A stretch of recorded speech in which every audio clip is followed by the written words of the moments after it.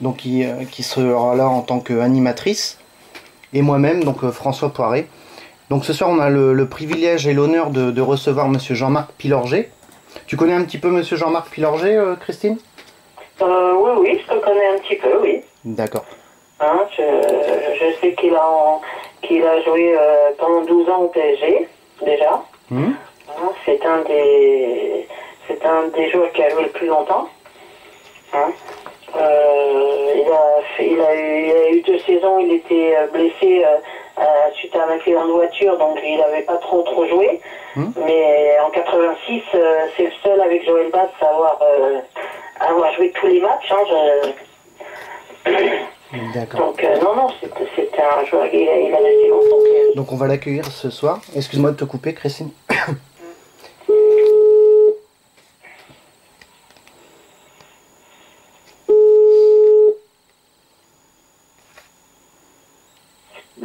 Oui, allô? Monsieur Pilorget? Monsieur Pilorget? Oui. Bonsoir, Oui. c'est la web radio Oville Lumière, donc c'est François Poiret. François quoi? Je ne t'entends pas bien. Hein. Ah, excusez-moi, je vais mettre un peu plus de son. Ça va, vous entendez? Oui. Oui, un petit peu mieux, oui. Excusez-nous pour le son, on est une web radio encore en construction. Ouais. Donc avec moi, il y aura Christine Lecoeur. Bonsoir Christine. Bonsoir François, bonsoir Monsieur Pilorget. Oui, bonsoir. Donc ce soir, nous avons l'honneur et le privilège de vous recevoir sur la web radio. Qu'est-ce que vous devenez actuellement pour nos auditeurs qui écoutent en ce moment? Écoutez, la saison dernière, je n'avais pas de club.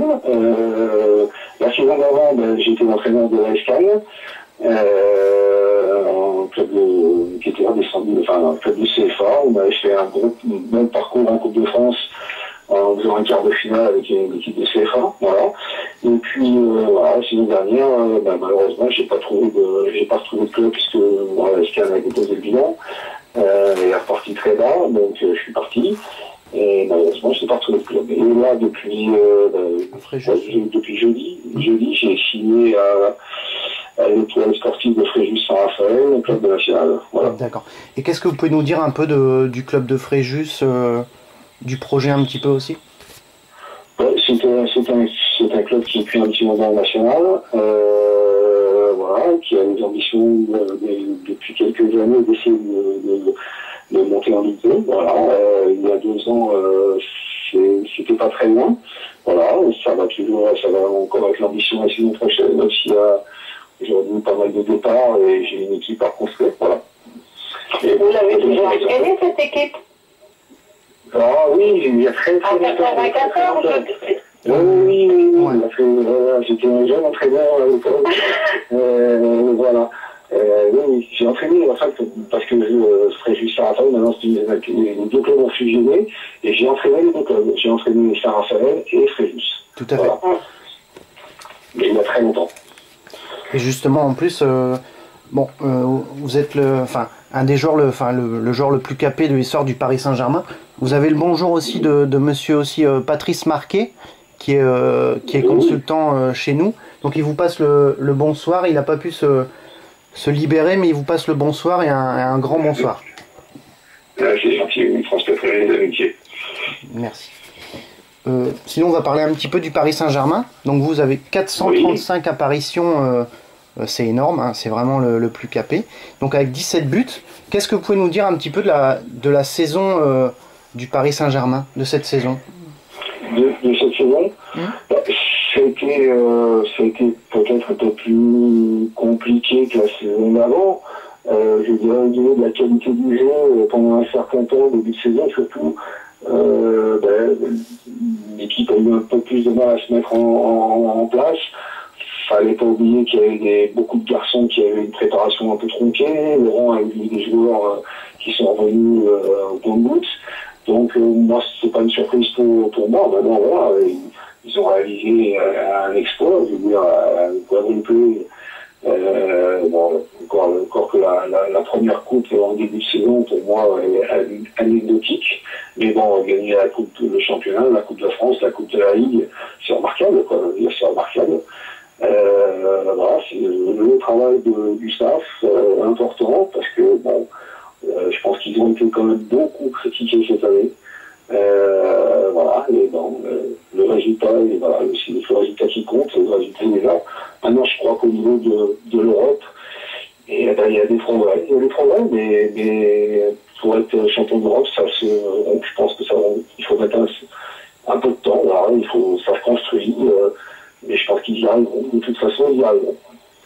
À noter que vous avez un beau palmarès aussi, hein. Vous avez été champion de France en 1986 et 2 Coupes de France en 1982 et 1983. Donc c'est vraiment un bon palmarès. Tu as quelques questions, Christine, pour notre invité? Moi, je voulais savoir ce qu'il pensait du nouveau PSG, hein, Medine Qatari. Est-ce qu'il aurait aimé jouer dans ce genre d'équipe? Oh oui.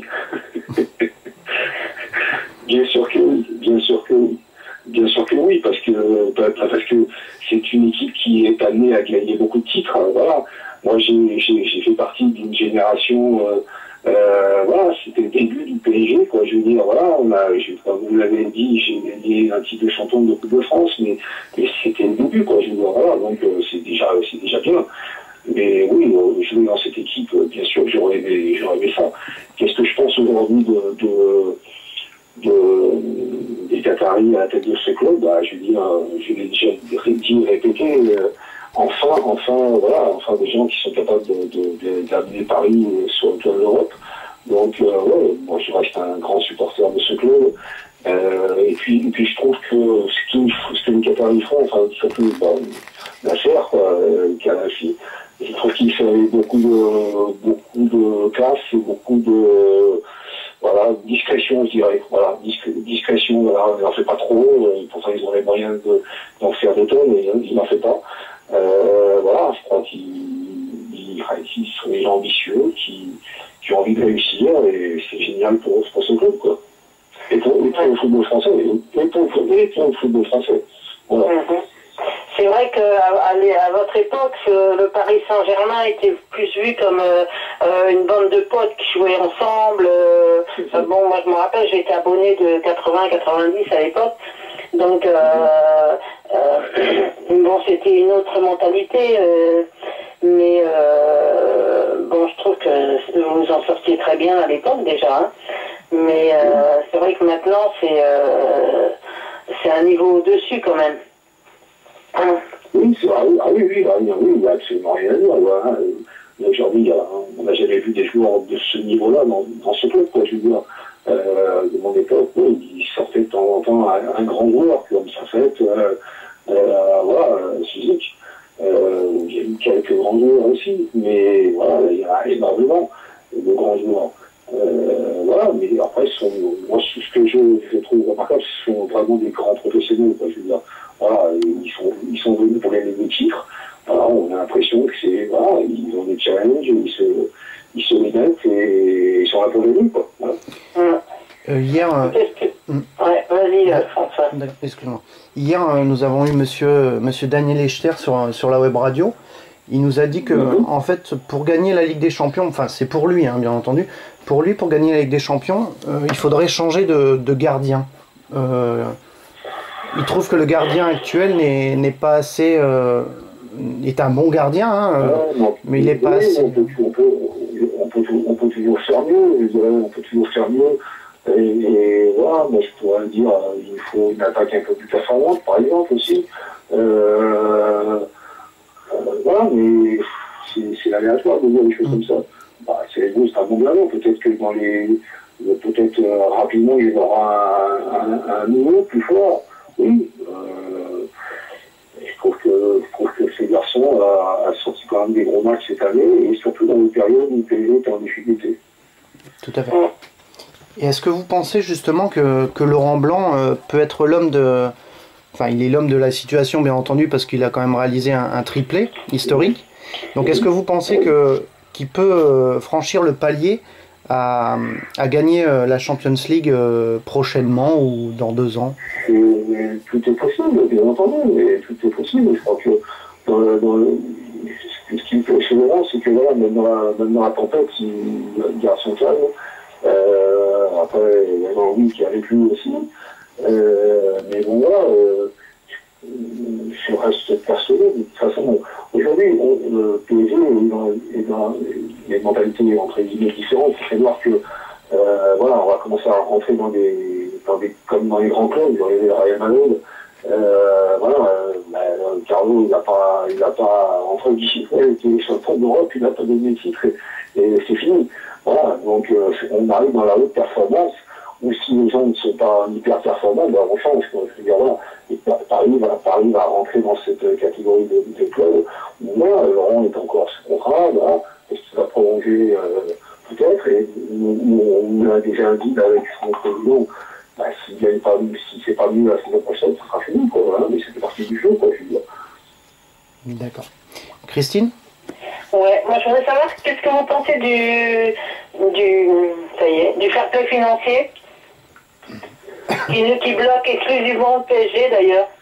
C'est toujours délicat parce qu'il y a des clubs qui sont endettés, voilà, on parle de certains clubs en Espagne. Voilà, je crois que tout le monde n'est pas à pied d'égalité, donc voilà. Mais j'ai un peu de mal avec ça. Je veux dire, si un club a de l'argent pour le dépenser, pourquoi l'empêcher, quoi. Je veux dire, voilà.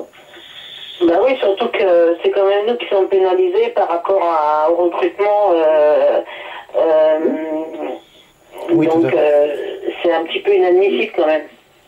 Oui, mais voilà, moi, ce qui me gêne, c'est surtout les clubs qui n'ont pas les moyens et qui vivent au-dessus de leur moyens, ça me pose un problème. Voilà, et on le voit chaque année en France, où il y a des dépôts de bilan, où il y a des... Voilà, mais quand on a les moyens et quand on gère le truc sans problème, voilà, pourquoi empêcher les gens d'investir, ouais. Ah oui, surtout que quand on voit Barcelone, qui ont plus de 300 millions de dettes, je crois...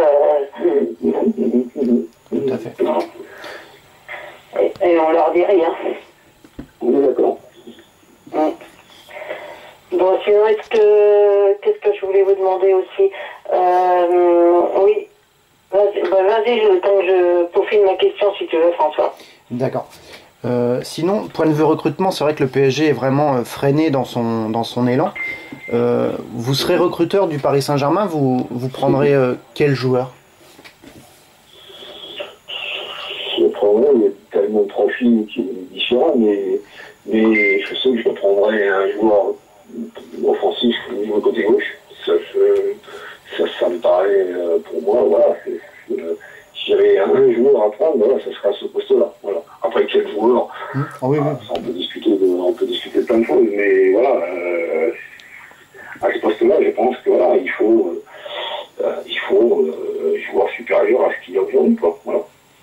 Si on veut parler de gagner avec des champions, voilà. Voilà.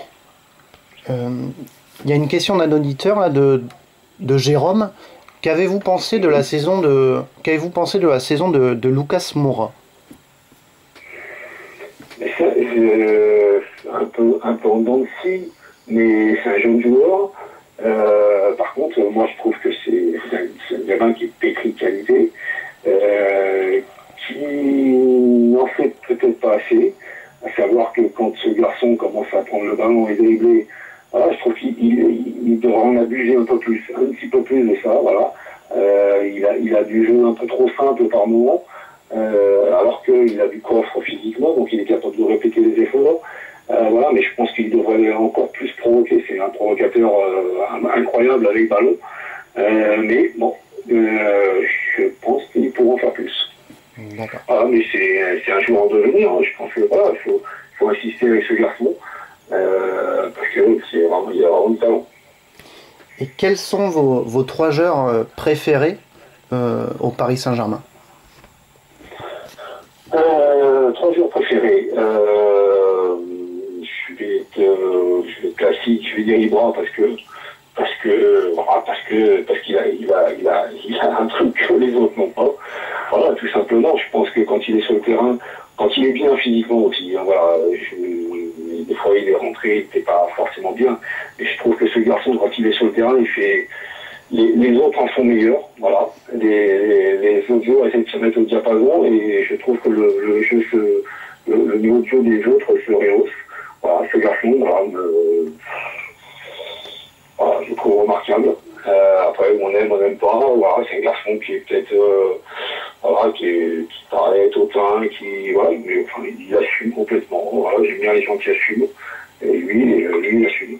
Voilà, après, moi, c'est une révélation pour moi, parce que bon, c'est pas la première année, mais c'est un garçon, quand il est arrivé en France, je ne connaissais pas du tout, c'est Marco Verratti, voilà, je pense que ça, ça va vraiment être un bon joueur, vraiment un très grand joueur. Voilà, et puis après je ne veux pas parler, j'aime bien les deux Brésiliens dans l'axe, voilà. Mais moi, il y a un garçon qui me plaît énormément, c'est Maxwell, parce que voilà, ce garçon, c'est un mec hyper régulier, il est jamais mauvais, il fait toujours ses matchs. C'est un grand professionnel, j'adore ce joueur. D'accord. Et vos trois joueurs un petit peu que vous aimez un peu moins, entre guillemets, hein, bien entendu. Oui, c'est toujours pareil, voilà. Je suis pas forcément fan de Cavani. Voilà, maintenant c'est un combattant, heureusement qu'il est là pour le moment, parce que voilà, c'est un battant. Côté droit, les latéraux, je suis pas. Bon voilà, je pense qu'un club comme PSG peut peut-être avoir mieux, voilà, en Europe. Voilà, mais non, après c'est pas mon truc de dire, j'aime pas trop payer les joueurs, quoi. Je veux dire, c'est pas, voilà, tellement facile, tellement à la portée de tout le monde.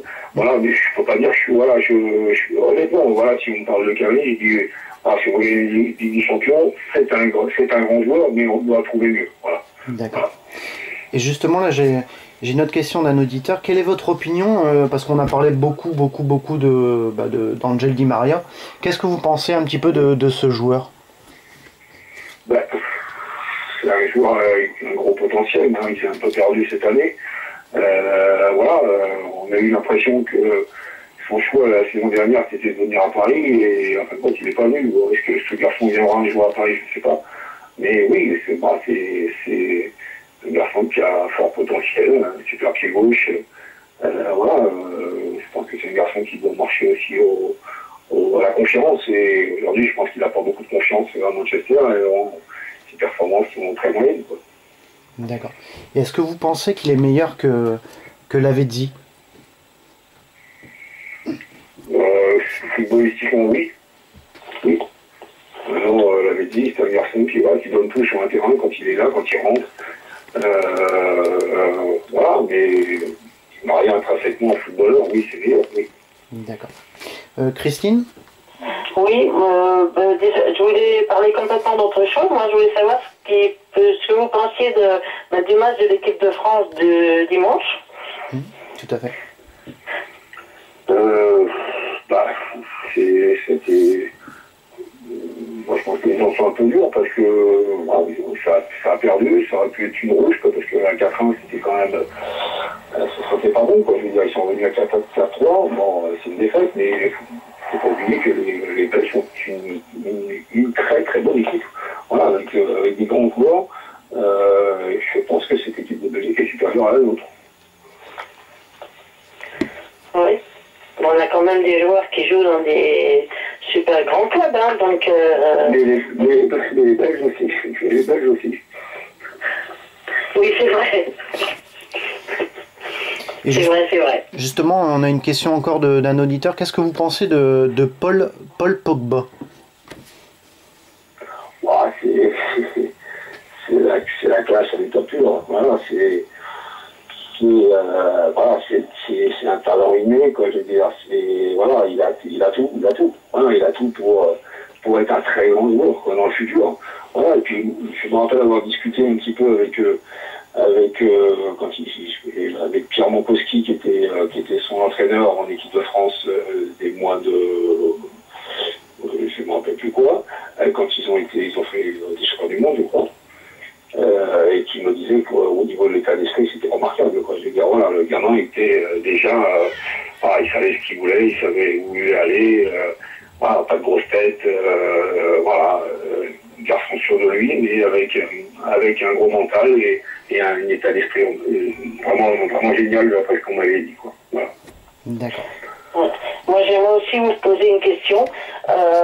Des jeunes joueurs comme Lacazette, le Lyonnais, qu'on veut vendre 100 millions, je trouve que c'est d'une aberration, mais bon, parce que on ne sait pas où ça va s'arrêter en fait.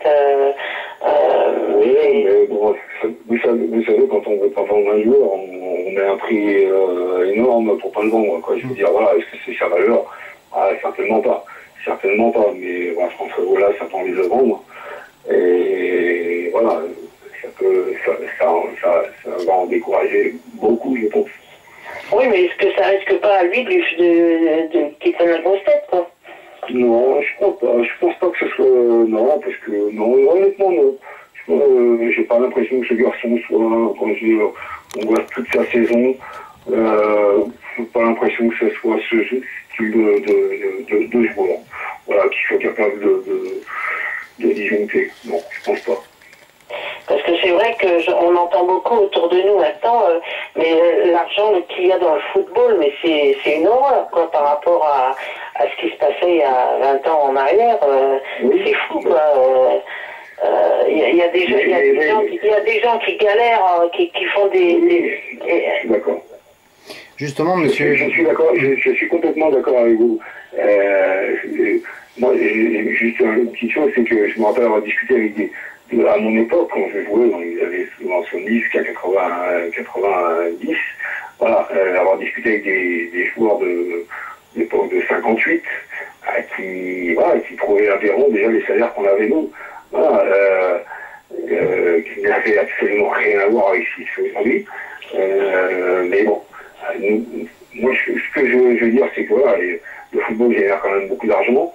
Il n'y a jamais un joueur qui vole son argent, il n'y a jamais un joueur qui met un pistolet sur la tombe d'un président pour avoir un salaire. Voilà, il y a beaucoup d'argent dans le football. Certes, c'est complètement démesuré par moment par rapport à ce que vous avez dit. C'est vrai qu'il y a en France, on ne parle que de la France. Voilà, il y a beaucoup de gens qui galèrent pour finir à l'amour. Voilà, tout simplement pour pouvoir manger ou faire manger leurs enfants correctement tout un mois, voilà, donc après voilà, c'est particulier, ça génère beaucoup d'argent, il y a beaucoup d'argent qui circule autour du football, et pas voilà, c'est au niveau des télés, au niveau du sponsoring, au niveau des sponsors, voilà, donc mais vous avez raison, quand vous dites que voilà, c'est vraiment démesuré aujourd'hui ce qui se passe dans le football. Je veux dire, tant mieux pour les gens qui y sont aujourd'hui. Mais voilà, c'est pour ça que moi je suis intransigeant sur l'état d'esprit. Voilà. L'état d'esprit, quand je vois un joueur qui manque de respect à n'importe qui, c'est insupportable. Voilà. Quand on gagne beaucoup d'argent, faut faire attention à ce qu'on fait, quoi. Je veux dire, vis-à-vis des enfants, vis-à-vis de plein de choses.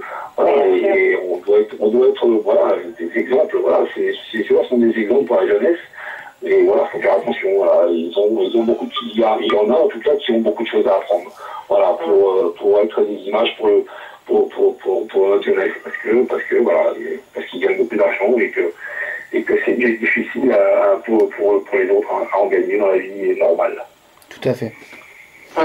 Mais regardez la différence regardez les joueurs de l'équipe de France. Bon, ils ont une étoile, ça y est, c'est là. Regardez les joueurs de handball, ils en ont 5.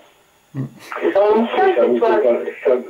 Ça, vous pouvez pas l'empêcher. À ce moment-là, voilà, c'est une question de... Voilà, c'est comme ça en France, c'est pas aux États-Unis, le football, c'est pas voilà, ça tire pas les gens, c'est le baseball ou le football américain. Voilà, en France, c'est le football, le handball, ils ont X titres, mais non, c'est moins médiatisé, voilà, et c'est comme ça. Malheureusement, voilà, on n'y peut rien. Et qu'est-ce que vous pensez du scandale de la FIFA? C'est un scandale, donc je vais rien dire, parce que... Voilà, c'est tout, vous avez dit le mot. Donc, il y a des joueurs qui commencent à parler un petit peu, qui disent que oui, tout se savait.